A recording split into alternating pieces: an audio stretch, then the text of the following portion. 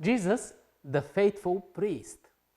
Hello and welcome to Short Points, where we share thoughts on the Sabbath school lessons. We're usually doing this together with Setsu, but he'll be unavailable for the next few weeks, so you have to put up with me for a bit. We're studying the letter to the Hebrews from Paul, and it's addressed to the early Christians who suffer through hardships and persecutions, and some are discouraged in their faith. Through the letter, Paul is trying to provide a picture of what God is doing for his people and where they are in their journey with him. In this lesson, we look at chapters 5 and 7, where we see Jesus as priest. There are three main questions that I see in this week's study. Why do we need a priest? What does a priest do? And how does Jesus fulfill this role? Why do we need a priest? It sounds so outdated and weird today. It is a symbolic role, and it did have better association with the people and culture in ancient times, but the essence of this role and symbol is still relevant as always. Sin broke the relationship between man and God. As natural consequence, we are doomed to die as we cut the connection to the source of life. But God couldn't just let us go, so he initiated a process of rescue, putting himself on the line for us. But the process is complicated. It involves reconciliation between justice, which requires our death, and mercy, grace. The price has to be paid, and the process has to be fair in front of the whole universe. We cannot grasp exactly what it means and how it plays out, but we do have the illustrations with the priest and sacrifices to give us some idea of what is going on. The priest is a mediator between fallen humanity and God, his justice and fairness, and his love and care.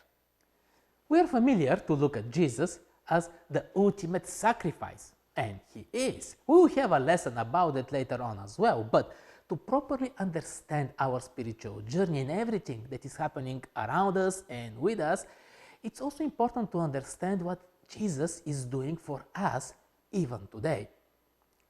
Priests, as appointed by God, needed to be merciful and understanding of human weaknesses, says the author of the study guide. Jesus was appointed by God, and he understands us because he suffered too. He was not a man though, and he didn't need to offer sacrifices for his own sin. He also learned obedience. Imagine that. He was God, but he became so close to us in nature. He obeyed his Father. It's impossible to find and describe bigger love than what Jesus demonstrated for us through his sacrifice. Priests before Jesus were symbols and pointed to Jesus. From Melchizedek through the Levites, they were all typology for Jesus' ministry. Melchizedek, a Canaanite king priest, served as type for Christ, as someone without father, mother, genealogy, birth, and death. Obviously, a divine nature, but not because Melchizedek was with a divine nature, but he served as such type. Jesus is an effective priest, says the lesson, because he is not a symbol, but the real thing.